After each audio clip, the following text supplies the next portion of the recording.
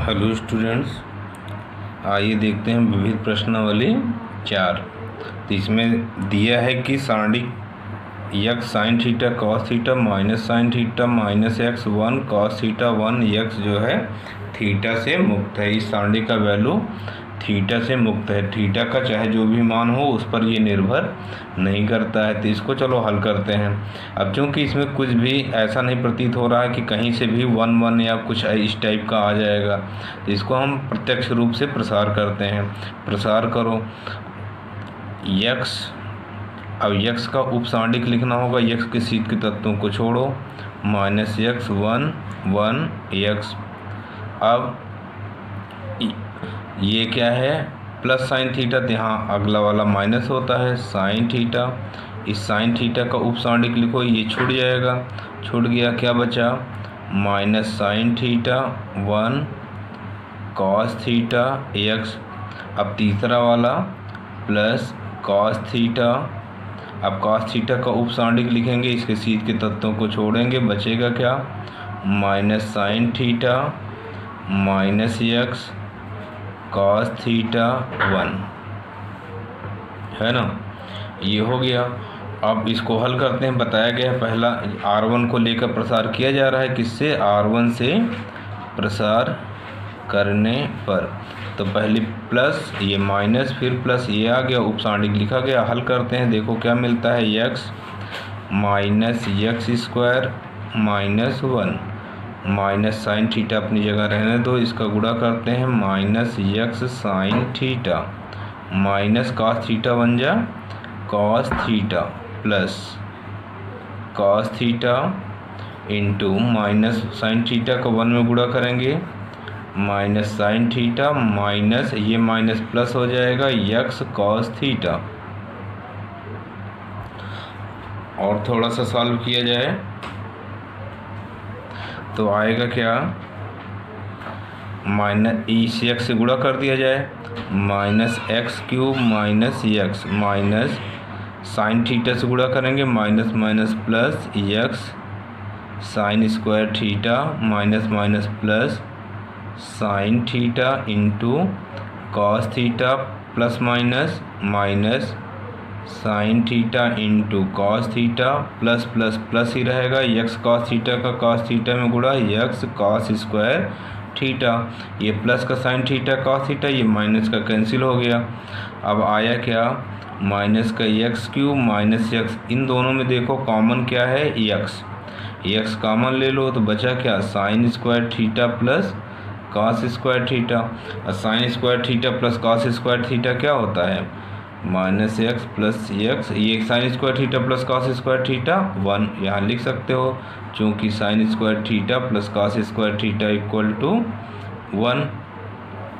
अब देखो आया क्या, minus x cube minus x plus x x x cancel, बराबर क्या आ गया, माइनस एक्स क्यूब बराबर आपका आ गया माइनस एक्स क्यूब, जो कि किससे मुक्त है, जो कि थीटा से मुक्त है। थीटा के पदों में देखो नहीं आया, यही आपका आंसर हो गया। या प्रूव्ड करना था, प्रूव्ड लिख सकते हो।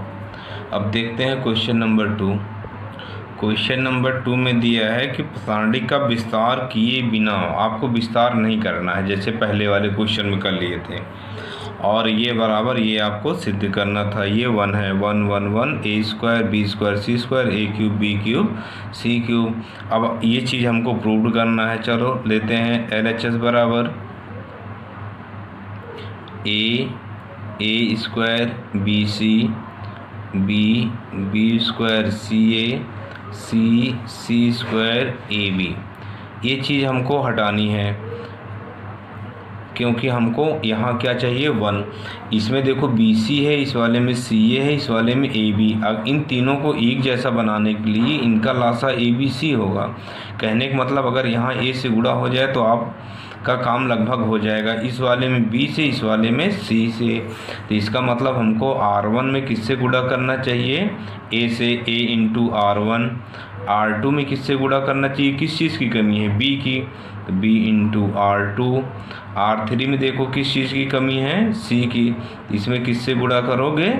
C से। लेकिन गुणा करेंगे तो भाग भी तो करना होगा, तो भाग किससे करेंगे? 1/ABC से।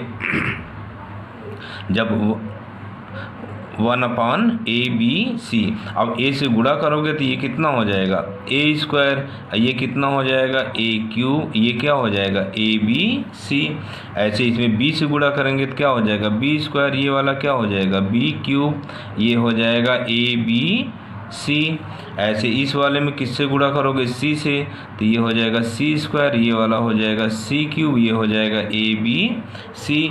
अब गुणा किया गया है तो भाग भी दे दिया गया। देखो 1/A, 1/B, 1/C। ABC से गुणा हुआ, ABC से भाग, कोई दिक्कत नहीं आएगी।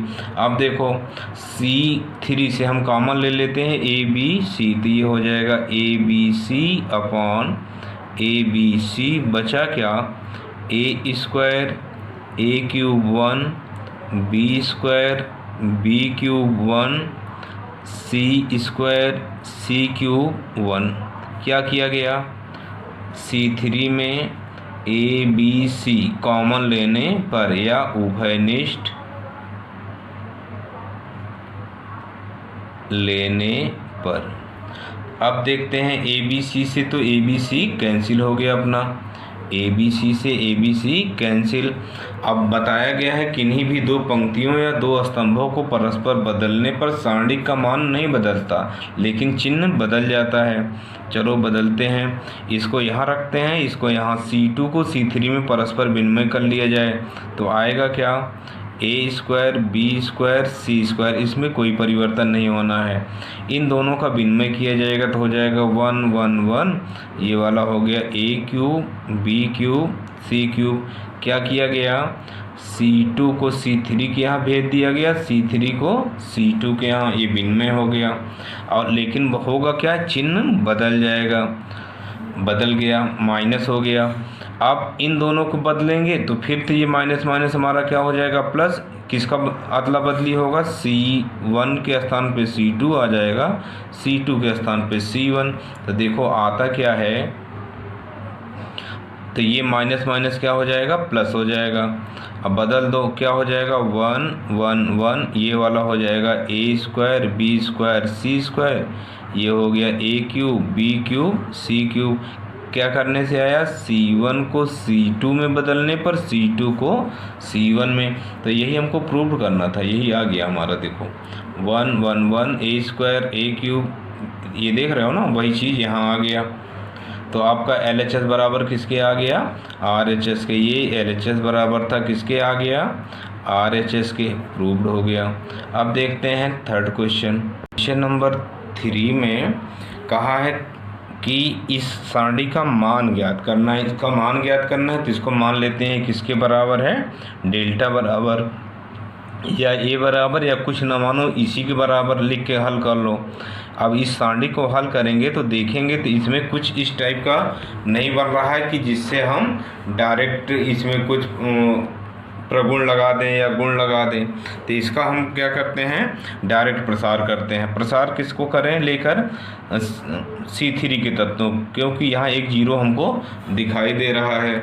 C3 को लेकर प्रसार करने पर C3 से प्रसार करने पर देखो डेल्टा बराबर क्या मिलता है? पहले तो लेंगे माइनस साइन अल्फ़ा। अब इसके उप सारणिक को लिखा जाएगा, इसके सीध के तत्वों को छोड़ दो, क्या बचेगा? Minus sign beta cos beta sine alpha cos beta, और यहाँ क्या है? Sine alpha sine beta plus, ये तो माइनस होता है, पहला प्लस दूसरा माइनस, तो ये तो जीरो है, इसको न लिया जाए। अब तीसरा ले लेते हैं, तीसरा फिर प्लस होता है कॉस अल्फ़ा। इस कॉस अल्फ़ा का उपसारणिक लिख लिया जाए। कॉस अल्फ़ा का उपसारणिक क्या होगा? इसके सीध के तत्वों को छोड़ो तो बचेगा क्या, देखो cos alpha cos beta cos alpha cos beta cos alpha cos beta. नीचे क्या बचा, माइनस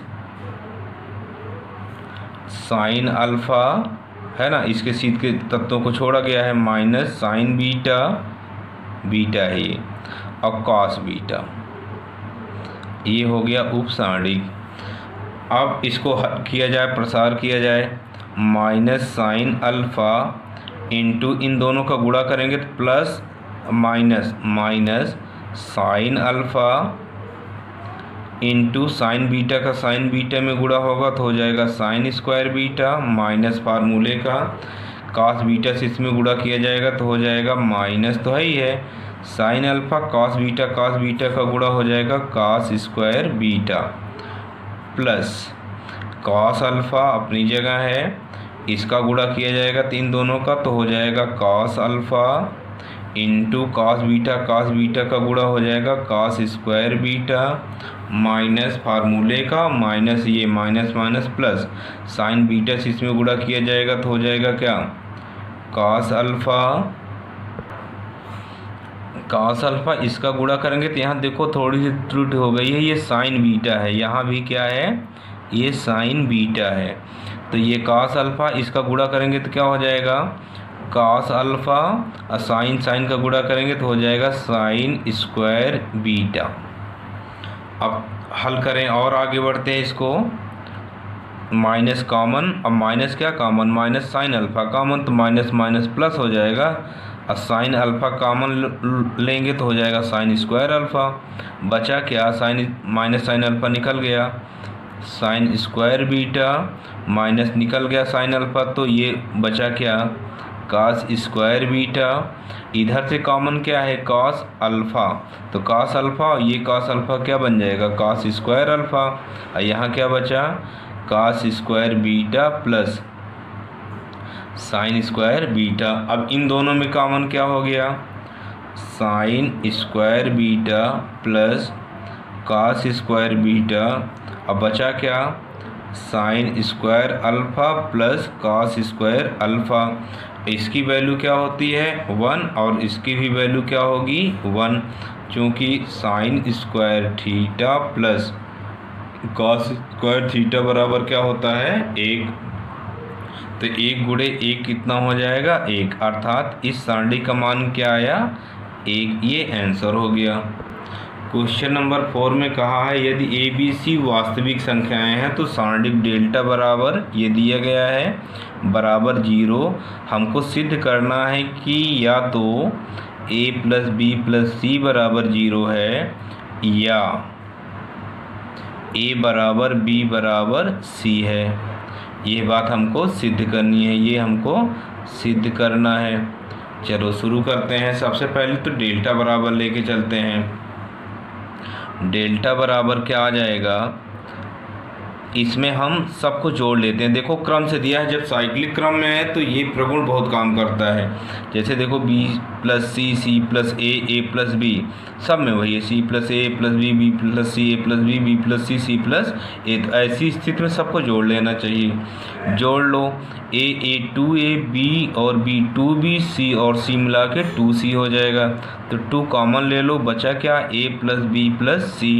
यही स्थिति दूसरे पंक्ति में हो जाएगा, 2 कॉमन सब जोड़ लो यहाँ से यहाँ तक तो हो जाएगा a plus B plus C, 2ab 2bc 2c, ये 2 कॉमन हो जाएगा। ऐसे इस वाले में देख लो, 2 कॉमन बचा क्या a प्लस बी प्लस सी, जोड़ लेना भाई, a 2a b 2b c 2c, तो 2 कॉमन ले लिया। ये दोनों जैसे हैं रहने दो, c plus a plus B plus c, a plus B plus c plus a. क्या किया गया, C1 में C1 plus C2 plus C3 से। अब देखते हैं इस पूरे में कॉमन क्या हो गया, 2a प्लस बी प्लस सी। अब बचा क्या 1 1 1, ये जैसा है उतार लो, c plus a plus B plus B plus c, b plus c, c plus a. क्या किया गया, C1 में 2a प्लस बी प्लस सी उभयनिष्ठ लेने पर, उभयनिष्ठ मतलब कॉमन ले लिया गया।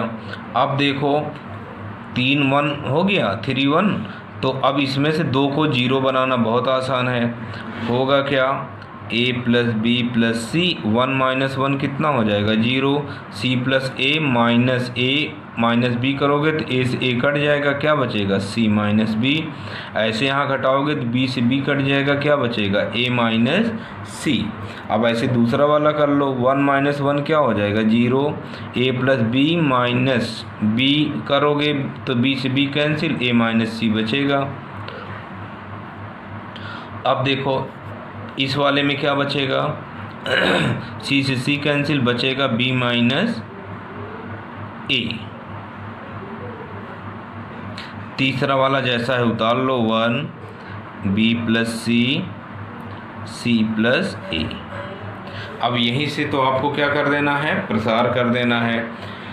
इसमें क्या किया गया है, लिख दिया जाए R1 में R1 माइनस R2 से, और R2 में R2 माइनस R3। पहली पंक्ति में दूसरी को घटाए तो ये चीज़ें आई, दूसरे में तीसरे को घटाए तो ये आ गया, तीसरा वाला वैसे उतार लिया गया। अब C1 के तत्वों को लेकर प्रसार कर दिया जाए। C1 से प्रसार करने पर इससे फ़ायदा ये होगा कि 2 0 है, इसी तीसरे अकेले को ले लिया जाए। तो अब बचेगा क्या, देखो 2a प्लस बी प्लस सी, ये 1 से मतलब गुणा भी हो गया, लिखें या ना लिखें, इसके उपसांडिक को लिख लो। क्या बचेगा, c minus B, a minus C, a minus C, b minus a। अब इसका गुणा कर लिया जाए, c माइनस बी का b माइनस a में, a माइनस सी का a माइनस सी में। देखो क्या मिलता है, देखो गुणा करने पे हो गया c माइनस बी का b माइनस ए में, अब माइनस a माइनस सी का a माइनस सी में गुणा करेंगे तो a माइनस सी का होल स्क्वायर हो जाएगा। ये हो गया 2a प्लस बी प्लस सी। अब इसका गुणा करते हैं, देखो क्या मिलता है, c का b माइनस ए में गुणा करेंगे तो bc माइनस ac। अब माइनस बी से गुणा किया जाएगा तो minus B square minus minus plus b का a में गुणा ab, a माइनस सी का होल स्क्वायर क्या हो जाएगा, a square plus C square, तो आगे माइनस लगाए फिर माइनस हो जाएगा, सी स्क्वायर माइनस 2ac, और ये माइनस उसको प्लस बना देगा 2ac। अब देखो क्या मिला, 2a plus B plus C into minus A square minus B square minus C square plus A B plus B C plus 2ac minus ac बचेगा प्लस का 1ac। अब देखो इसमें से माइनस कॉमन ले लेते हैं ना, तो यहाँ माइनस आ जाएगा, तो ये हो जाएगा minus a plus B plus c, और इस 2 से अंदर गुणा कर देंगे तो माइनस कॉमन लिए हो चिन्ह बदल जाएगा, ये हो जाएगा 2a square plus 2b square plus 2c square minus 2ab minus 2bc minus 2ac या ca, है ना। केवल 2 से इतने पूरे में गुणा कर दिया गया, इस ब्रैकेट में नहीं किया क्योंकि दोनों फलन गुणा में है तो किसी एक में कर दो। अब इसको आप लिख सकते हो minus a plus B plus C into 2a square है तो a square plus a square, इसको देखो बहुत हिसाब से लिखा जाए, a square plus B square minus 2ab plus B square plus C square minus 2bc, और तीसरा लिख देते हैं c square plus a square minus 2ac। अब इसको जोड़ोगे तो यही आ जाएगा, देखो a square 2a square B square 2b square C square 2c square minus 2ab minus 2bc minus 2ac अपनी जगह पर है। अब देखो इसको हम क्या लिखेंगे, minus a plus B plus C into, अब ये इतना देखो बन गया a square plus B square minus 2ab, क्या हो जाएगा a माइनस बी का होल स्क्वायर प्लस ऐसे ये वाला हो जाएगा b माइनस सी का होल स्क्वायर प्लस ये वाला हो जाएगा सी माइनस ए का होल स्क्वायर। क्वेश्चन में अपने दिया गया था, शुरू में ध्यान दिए हो तो डेल्टा बराबर सारणिक बराबर 0। कहने का मतलब ये किसके बराबर है? 0 के। चूँकि दिया है डेल्टा बराबर 0, इसलिए minus a plus B plus C into a minus B का whole square plus B minus सी का whole square plus c minus a का होल स्क्वायर बराबर क्या? 0। अब यहाँ से आपको कुछ लॉजिक लगाना होगा, सोचना होगा। दो फलनों का गुणनफल किसके बराबर है? 0 के। तो इसका मतलब यह हो गया कि minus a plus B plus सी बराबर 0 या ए प्लस बी प्लस सी बराबर 0, पहली चीज़। या हो ये 0 के बराबर है या अगला गुणनफल 0 के बराबर है, अथवा ए माइनस बी का whole square plus B minus सी का whole square plus c minus a का होल स्क्वायर बराबर 0। और शुरू में हमको क्वेश्चन क्या दिया गया था कि ये सब क्या थे? वास्तविक संख्याएं हैं। ए बी सी क्या हैं? वास्तविक संख्याएं हैं। अब ये वर्ग लगा है, क्या लगा है? वर्ग।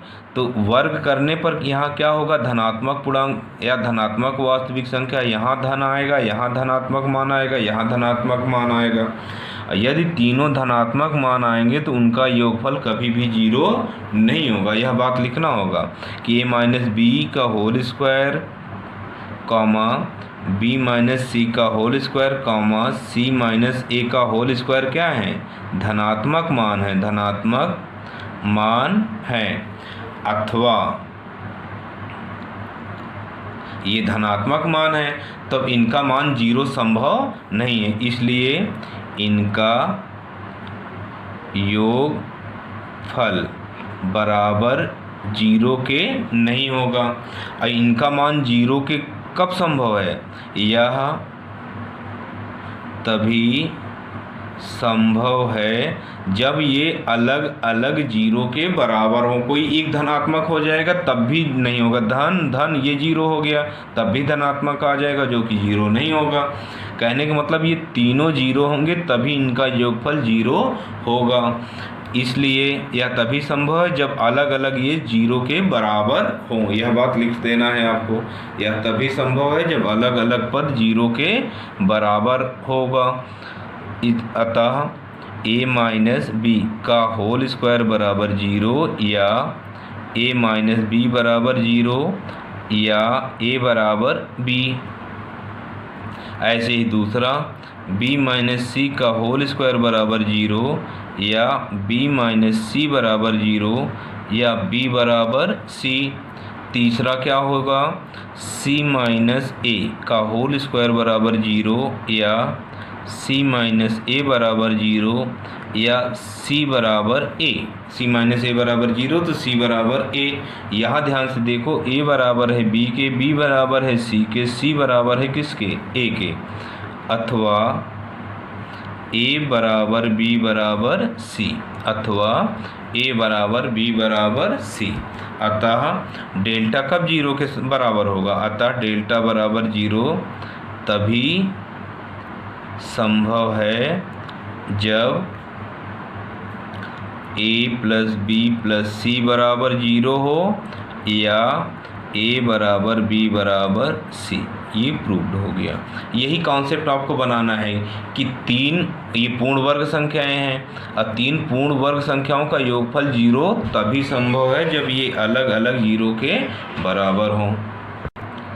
क्वेश्चन नंबर 5 है, समीकरण इतने को हल कीजिए। ये नहीं कहा कि सिद्ध कीजिए, ये समीकरण है, इसको हल करना है। इसमें यक्स का मान ज्ञात करना है जहाँ ए बराबर नहीं है 0 के। चलो हल करते हैं। इसमें देखो बहुत बढ़िया चीज़ दिया है कि x प्लस ए यक्स सभी पंक्तियों में यही चीज़ दिया है। जब ऐसी स्थिति बन जाए तो क्या करते हैं? इनको जोड़ लेते हैं, सबको जोड़ लो। क्या बनेगा? जोड़ो, यक्स कितना हो जाएगा? 3x प्लस ए। ऐसे ही इसमें जोड़ लो, यक्स कितना हो जाएगा? 3x प्लस ए। ऐसे इस वाले में जोड़ लो, 3x प्लस ए। यहाँ क्या आएगा? यक्स प्लस ए एक्स प्लस ए बराबर क्या आ गया 0। क्या किया गया C1 में जोड़ लिया गया C1 plus C2 plus C3 को। अब यही चीज़ यहाँ से कॉमन निकाल लो, क्या आएगा 3x प्लस ए। कॉमन बचा क्या 1 1 1, यहाँ क्या बचा x प्लस ए x प्लस ए बराबर 0।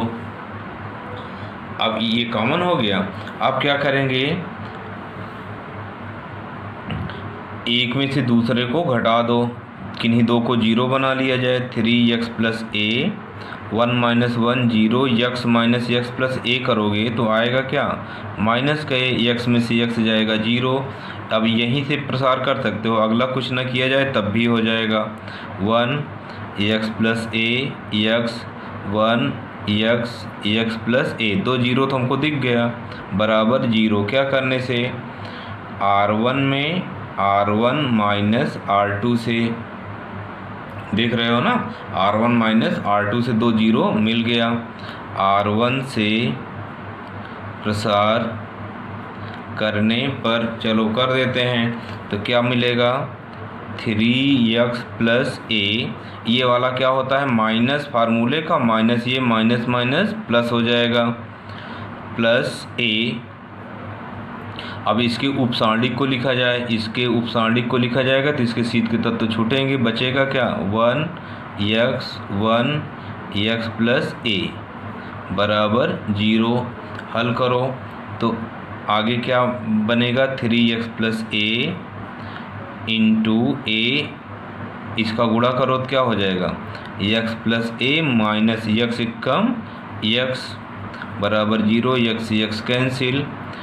3x प्लस ए इंटू ए और ए का गुणा करोगे तो ए स्क्वायर बराबर 0। चूँकि ए बराबर नहीं है 0 के, इसको 0 के बराबर करोगे तो ए बराबर 0 हो जाएगा, जो कि है नहीं, तो इसका मतलब यही केवल 0 है। इसलिए 3x प्लस ए बराबर 0 या x बराबर माइनस ए बटे 3, ये आंसर हो गया। प्लस के माइनस के हो जाएगा, 3 गुणे में है भाग में, ये आपका आंसर हो गया। अब देखते हैं क्वेश्चन नंबर 6 में c स्क्वायर। अब इसका बायां पक्ष देखें, सिद्ध करने वाले क्वेश्चन में बहुत कुछ हिंट कर देता है कि कैसे क्या आप करोगे।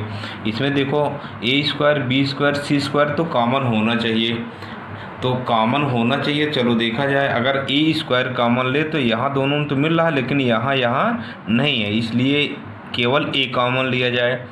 देखो C1 से केवल ए कॉमन ले, C2 से B कॉमन ले लें, C3 से C थोड़ा थोड़ा इकट्ठा किया जाए, ज़रूरी नहीं है कि एक ही बार में ए स्क्वायर मिल जाए। यहाँ से ए कॉमन लेते हो तो क्या बचता है ए, यहाँ क्या बचेगा ए प्लस यहाँ क्या बचा बी, यहाँ क्या बचा ए कॉमन ले लिए तो बी बच गया। ऐसे ही C2 से B निकाले हो तो क्या बचा C B प्लस C। ऐसे तीसरे वाले में क्या कॉमन लिया गया है C, तो बचा क्या A प्लस C, यहाँ क्या बचा A, यहाँ क्या बचा C।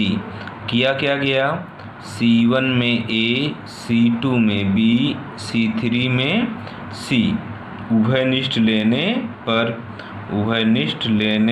पर ये कॉमन हो गया। अब देखो, अब हम लोगों का लक्ष्य होता है ज़्यादा से ज़्यादा पदों को 0 बनाना। तो कैसे 0 बनेगा, इन दोनों को जोड़कर इसको घटा दें, इन दोनों को जोड़ के इसको घटाओ, इन दोनों को जोड़ो तो 2a हो जाएगा, 2a प्लस b घटाओगे तो यहाँ बचेगा 2a। ऐसे इन दोनों को जोड़ो, b प्लस c में से b प्लस c घटाओगे तो क्या आएगा 0। ऐसे इन दोनों को जोड़ा जाएगा तो ये हो जाएगा 2a प्लस c में से c घटाएंगे तो आ जाएगा क्या 2a। अब बाकी को उतार लो, ऐसे a प्लस b a, यहाँ आया b, यहाँ आया b प्लस c, यहाँ आया c। क्या किया गया R1 में R1 plus R2 minus R3, यही किए हो, इन दो को जोड़कर तीसरे वाले को घटा दिए हो, देख लो।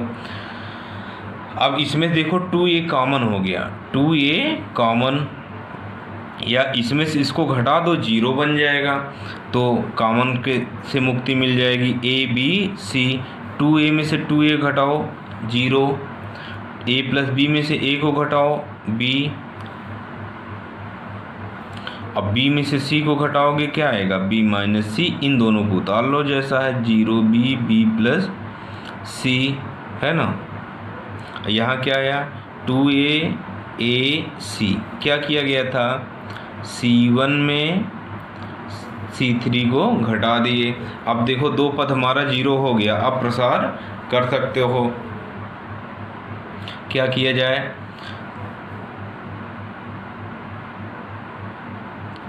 R1 से प्रसार करने पर कर दो, क्या मिलेगा, ए बी सी। अब यहाँ क्या बचेगा, 2a इंटू 2a का उपसारणिक लिखो, ये दोनों 0 हैं, इसको लिखने की आवश्यकता नहीं है। 2a के ये सीध के तत्व छूट गया, क्या बचा, b minus C b plus सी। अब इसको हल कर लेते हैं, 2a का इसमें गुणा करोगे तो हो जाएगा 2a स्क्वायर bc। अब यहाँ गुणा करो b का इन दोनों में गुणा, b स्क्वायर प्लस bc, इसका गुणा करेंगे, घटाना भी है साथ में, तो समझो माइनस b से गुणा कर दें, minus b square minus minus plus bc, b square से b स्क्वायर कैंसिल, आ गया क्या, 2a square bc into bc कितना, 2bc, गुणा करो कितना हो जाएगा, 2 2 जा 4a square b square c square, यही प्रूव्ड करना था। LHS बराबर RHS प्रूव्ड हो गया। अब देखते हैं अगला question, question number 7। Question number 7 में देखो a इनवर्स दिया गया है और b का वैल्यू दिया गया है, तो हमसे पूछा है ab का होल इनवर्स, ab का होल इनवर्स का मान ज्ञात करना है। और हम लोग जानते हैं कि ab का होल इनवर्स बराबर क्या होता है, b inverse into a inverse. तो सबसे पहले हमको a इनवर्स देखो दिया गया है, इसमें कुछ नहीं करना है। अब निकालना क्या है, b इनवर्स, तो यहाँ से b इनवर्स निकाल लिया जाए। तो b इनवर्स ज्ञात करने के लिए सबसे पहले हम क्या निकालते हैं, इसका डिटर्मिनेंट वैल्यू, इसका सारणिक मान। डिटर्मिनेंट ऑफ b देखो क्या हो जाएगा,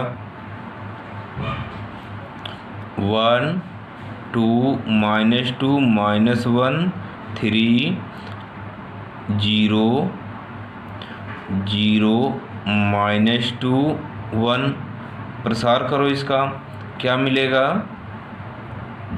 1 के सीध के तत्वों को छोड़ो, 3 एकम 3, ऋण 2 का 0 से गुणा 0।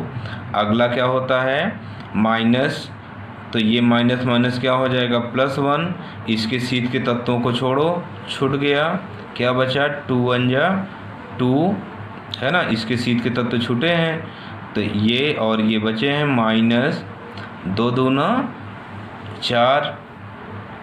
किससे प्रसार किया गया है, C1 से प्रसार हुआ है।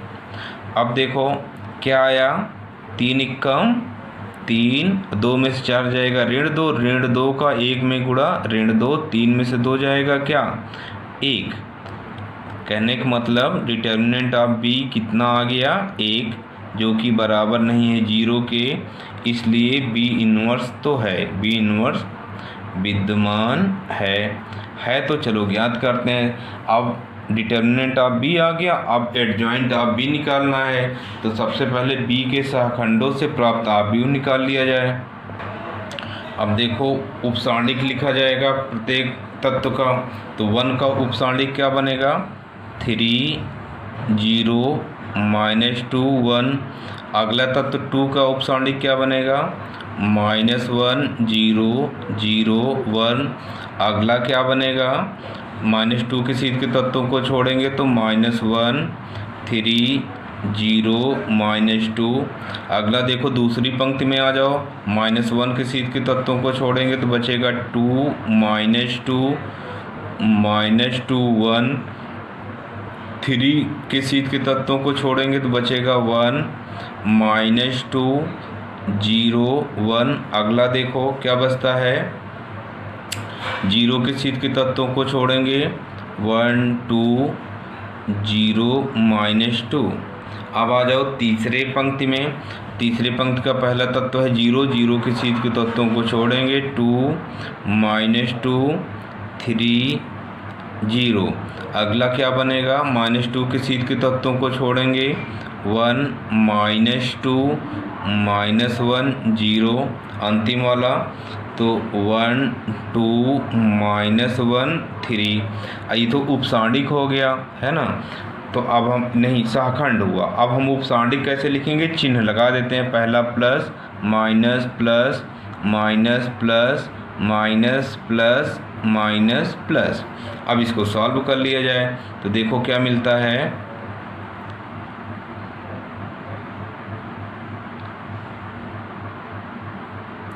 अब इसको हल किया जाए, 3 एकम 3 ऋण 0।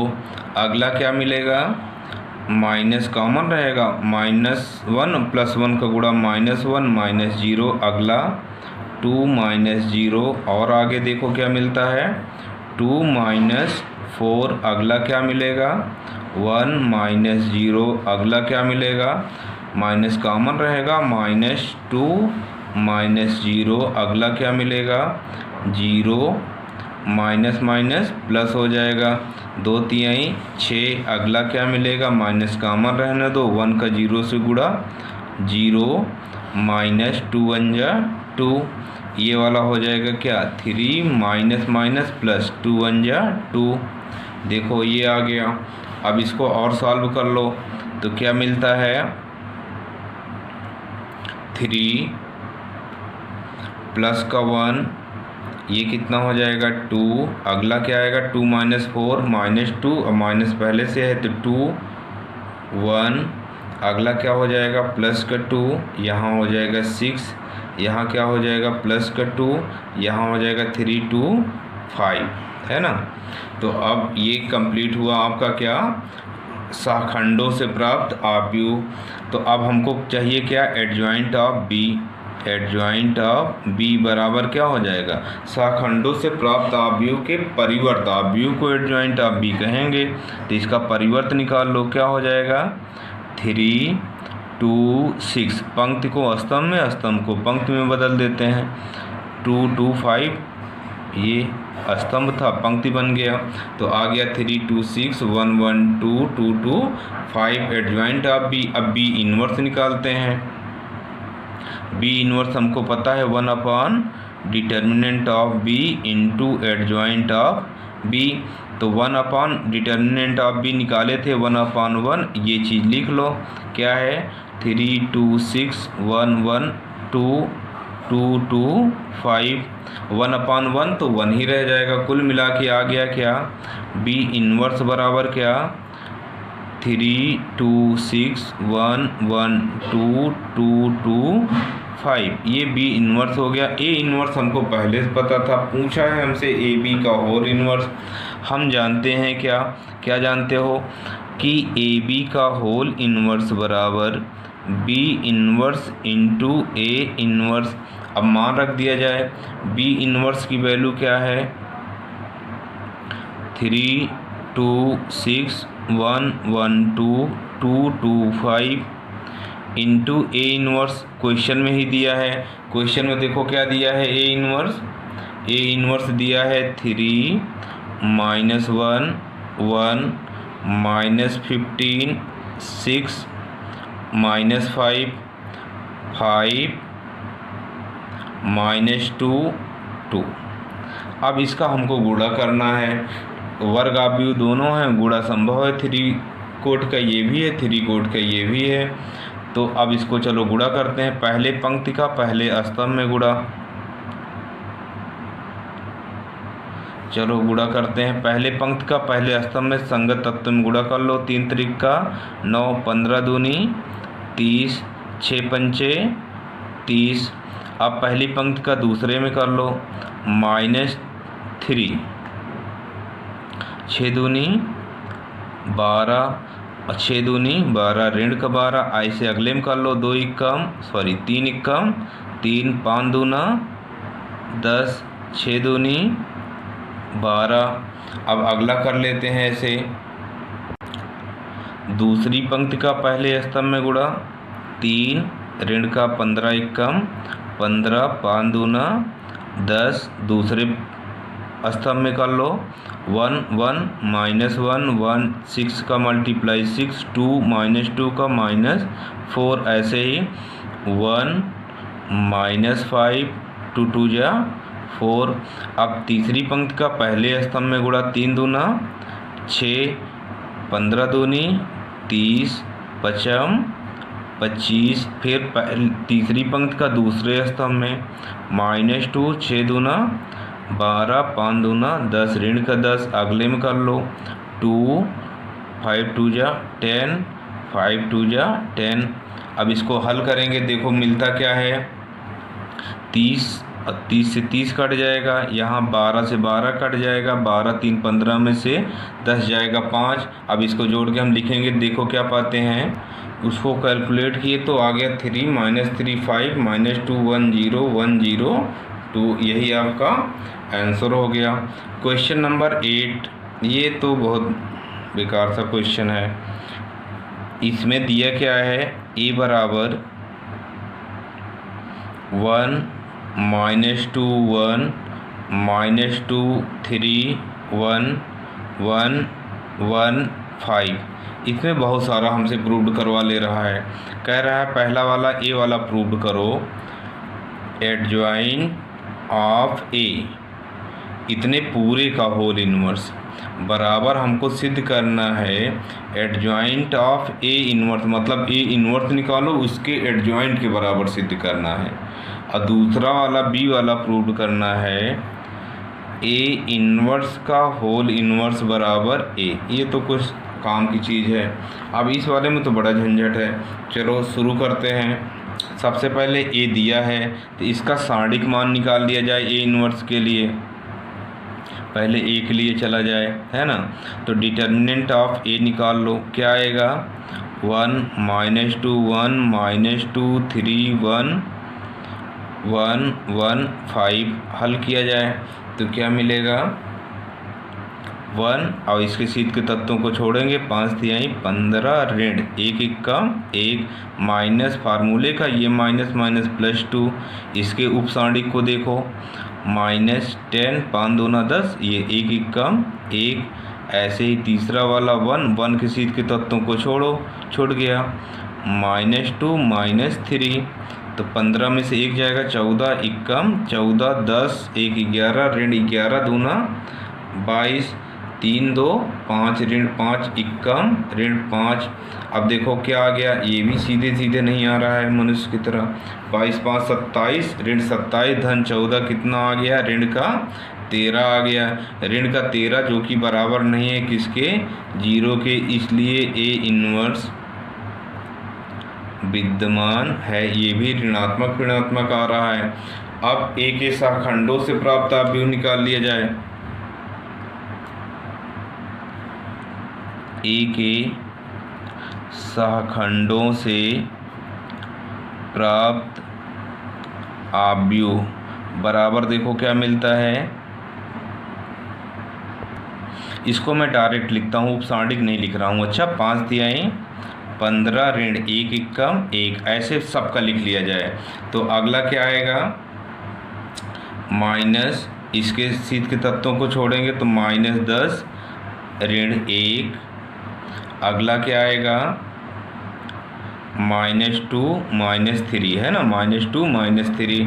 ऐसे ही दूसरे पंक्ति के तत्वों से निकाला जाएगा तो क्या आएगा, यहाँ तो माइनस रहेगा -10 -1, ये वाला प्लस रहेगा 5 -1, ये वाला फिर माइनस हो जाएगा 1 + 2। अगला देखो क्या आएगा, तीसरी पंक्ति को लो तो आएगा ये देखो इसके सीध के तत्व छूट गए -2 -3। अगला क्या आएगा, माइनस हो जाएगा 1 + 2। अगला 3 - 4, है ना, 3 - 4। हल करो देखो क्या मिलता है, जोड़ेंगे तो आएगा क्या, 14, 11, ऋण 5, 11, 4, ऋण 3, ऋण 5, ऋण 3, ऋण 1, 3 में से 4 गया, ऋण 1, 2, 1, 3, ऋण का 3। अब ये आ गया ए के शाखंडों से प्राप्त आव्यूह। मान लेते हैं ये किसके बराबर है, बी बराबर। अब हम निकालेंगे क्या, adjoint of A. Adjoint of A बराबर बी डैश, पंक्ति को स्तंभ में, स्तंभ को पंक्ति में बदलो।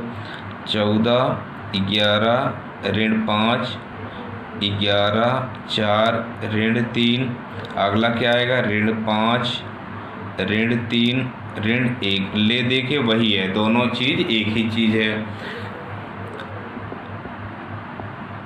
अब क्या निकालना होगा हमको, ए इनवर्स। हम लोग जानते हैं ए इनवर्स बराबर क्या होता है, 1 determinant of A into adjoint of A. मान रख दिया गया।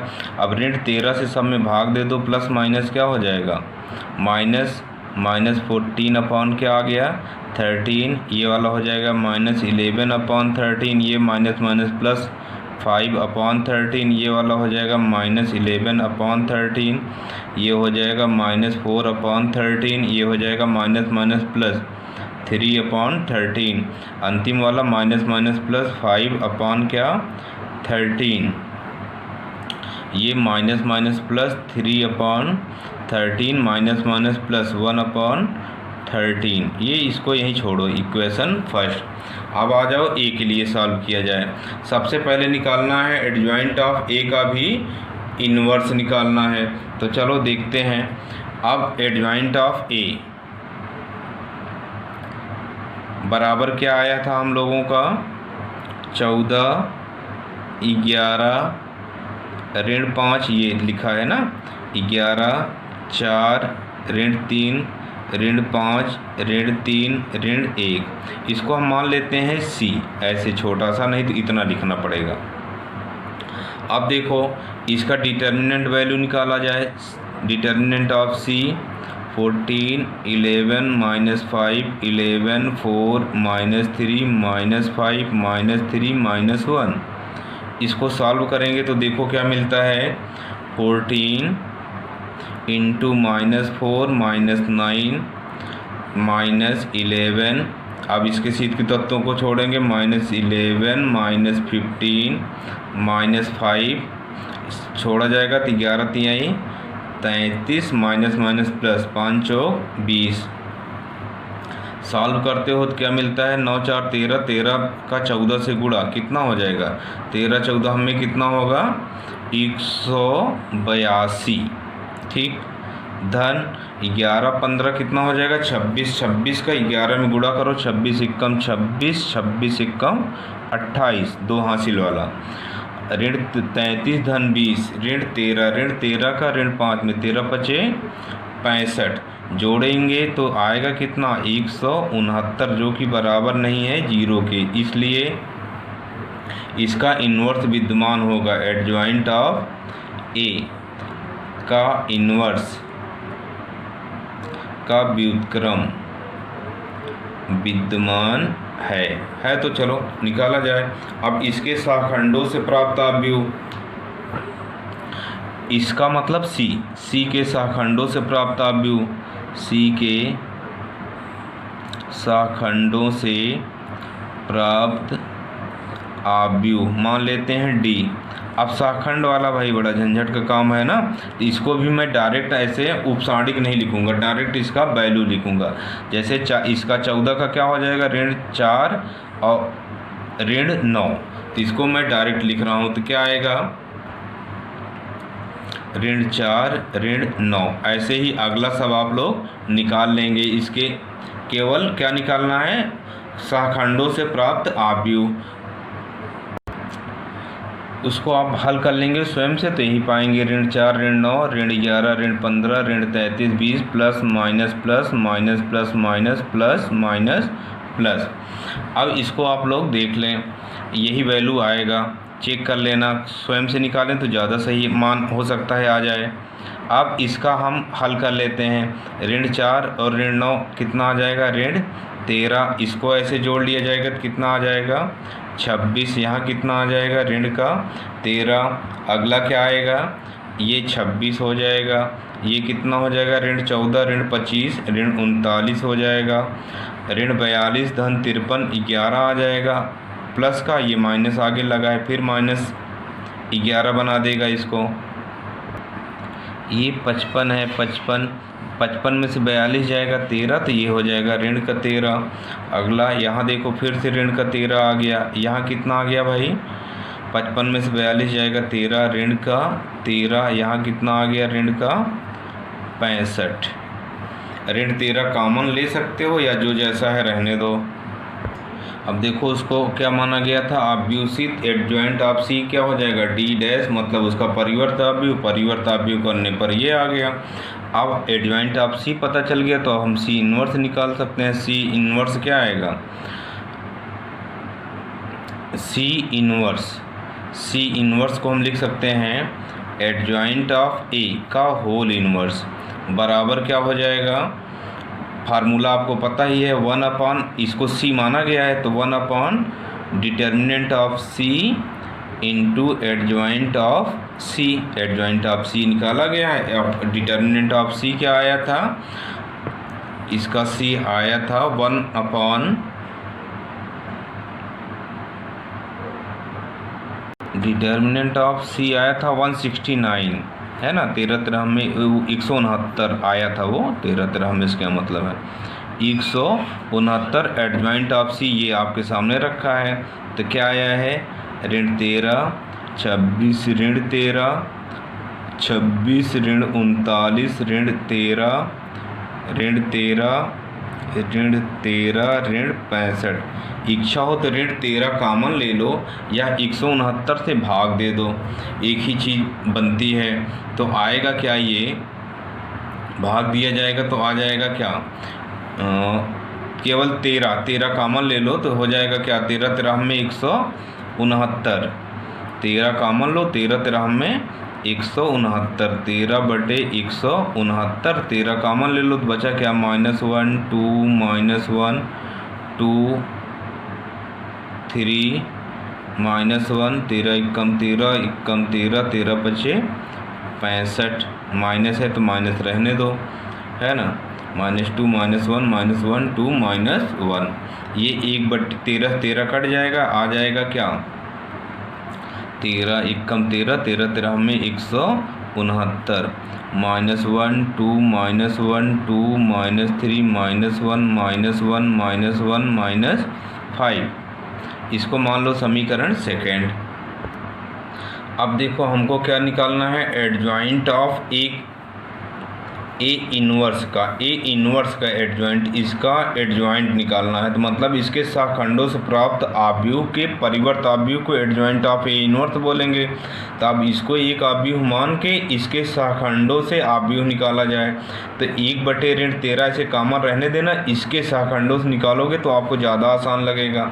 तो निकाल के देखो हमको मिलता क्या है, इसके शाखंडों से प्राप्त आव्यूह बहुत बार निकाले हो, इसको निकालते हैं, इस वाले से निकालना ज़्यादा अच्छा रहेगा। तो निकालने पर हमको देखो क्या मिलता है। अब देखो ए इन्वर्स के शाखंडों से प्राप्त आव्यूह ये आ गया, आप लोग निकाल लेना, बताया गया था कैसे निकालना है। अब ये आ गया, देखो 13 से 169 कट जाएगा, 13 दूनी 26, 13 में 169, 13 एकम 13, 13 में 169, सब 13 से कट रहा है ऊपर नीचे। तो कटने के बाद जो नीचे बच रहा है 1/13 कॉमन ले लो। कॉमन लेने के बाद देखो 13 एकम 13, 13 दूनी 26, 13 एकम 13, 13 दूनी 26, 13 तिया 39, 13 एकम 13, 13 एकम 13, 13 एकम 13, 13 बचे 65 आ गया, ई आ गया। अब हमको क्या चाहिए, एडजॉइंट ऑफ ए इन्वर्स बराबर ई डैश हो जाएगा। ई डैश मतलब इसका परिवर्त आव्यूह बराबर क्या आएगा 1/13, परिवर्त करोगे तब भी यही आएगा, -1 2 -1 2 -3 -1 -1 -5 है ना, एक ही चीज़ आ गया। और इसको देखो समीकरण 2 से समीकरण 2 भी यही चीज़ आया है ना। तो इसका मतलब हमारा भी ये प्रूव्ड हो गया। क्या प्रूव्ड हो गया, एडजॉइंट ऑफ ए इन्वर्स बराबर एडजॉइंट ऑफ ए का होल इनवर्स।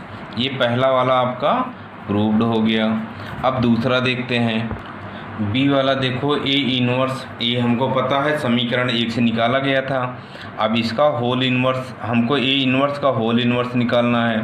तो इसका मतलब हमको क्या निकालना चाहिए, इसका पहले डिटर्मिनेंट वैल्यू। ए इनवर्स का डिटर्मिनेंट देखो क्या आएगा, इसको हल किया जाएगा तो आएगा क्या, ऋण 14/13 और इसका गुणा किया जाएगा तो ऋण 4/169, ऋण 3 त्रिक का 9/169। ये माइनस माइनस प्लस हो जाएगा 11/13। इसका उपसांडिक लिखा जाएगा, इसके शीट के तत्वों को छोड़ा जाएगा, इसका गुणा किया जाएगा तो -11/13, 13 जा 169, माइनस इसका गुणा किया जाएगा तो 5 तिहाई 15/169। तीसरा वाला धन 5/13, इसका उपसांडिक लिखा जाएगा, इसके शीट के तत्व छोड़ जाएंगे, इनका गुणा 11 तिहाई 33, 33/169, ऋण 5 चौक 20, माइनस माइनस प्लस 20/169। अब देखो इसको हल करते हैं तो क्या पाते हैं, ऋण 14/13 गुणे चिन्ह समान है, जोड़ लो 9 4 13, ऋण 13/169 प्लस 11/13, ऋण 11/15 कितना हो जाएगा, ऋण 26/169, धन 5/13, चिन्ह असमान है घटा दो, ऋण 13 बचेगा, धन का ऋण का 33, धन का 20, ऋण का 13/169। ये गुणा करने पर, इसको हल करने पर कितना आया, 13 13 में 169 या 13 से 13 कट गया, यहाँ ऋण का 1, यहाँ हो जाएगा 14/169, यहाँ 13 दूनी 26, 11 दूनी 22, ऋण 22/169। ये वाला 13 से 13 कट जाएगा, ऋण 5/169, 22 5 27, 14 में से 27 जाएगा, ऋण 13/169 कट के क्या आ गया, ऋण 1/13, जो कि 0 के बराबर नहीं है, जो कि बराबर 0 के नहीं है, इसलिए ए इनवर्स का होल इनवर्स विद्यमान है। चलो आगे देख, एडजॉइंट ऑफ ए इनवर्स अभी जस्ट निकाला गया था, पीछे प्रूव्ड किया गया था। क्या प्रूव्ड किया गया था, वही जो ई आया था ना, तो उसमें क्या आया था, 1/13 -1 2 -1 2 -3 -1 -5, यही तो एडजॉइंट ऑफ ए इनवर्स निकाला गया था। अब हम लोग इसका इनवर्स निकालेंगे तो क्या आएगा, ए इनवर्स का होल इनवर्स बराबर 1 determinant of A inverse into adjoint of A inverse. अब इस वैल्यू को रखा जाए, देखो क्या मिलता है, 1 डिटर्मिनेंट ऑफ ए इनवर्स अभी निकाला गया था, कितना आया था भाई, ऋण का 1/13, 1 ऋण का 1/13, और इसको एडजॉइंट ऑफ ए इनवर्स निकाले हो, क्या आया है, 1/13 -1 2 -1 2 -3 -1 -5, 13 से 13 कट गया, प्लस माइनस माइनस -1 से अंदर गुणा कर दो, -1 से गुणा करो, देखो क्या मिलता है, 1 -2 प्लस का 1 माइनस का 2 प्लस का 3 प्लस का 1, चिन्ह बदल जाएगा, +1 +1 +5। और ये देखो किसके बराबर है, यही तो क्वेश्चन दिया गया था, ये किसके बराबर आ गया, ए के, यही प्रूव करना था, ए इनवर्स का होल इनवर्स, ये प्रूव्ड हो गया। ये अब इतना बड़ा क्वेश्चन किसी एग्जाम में तो शायद ही आएगा, फिलहाल बुक में है तो कर लो, अब शेष क्वेश्चन अगले वीडियो में।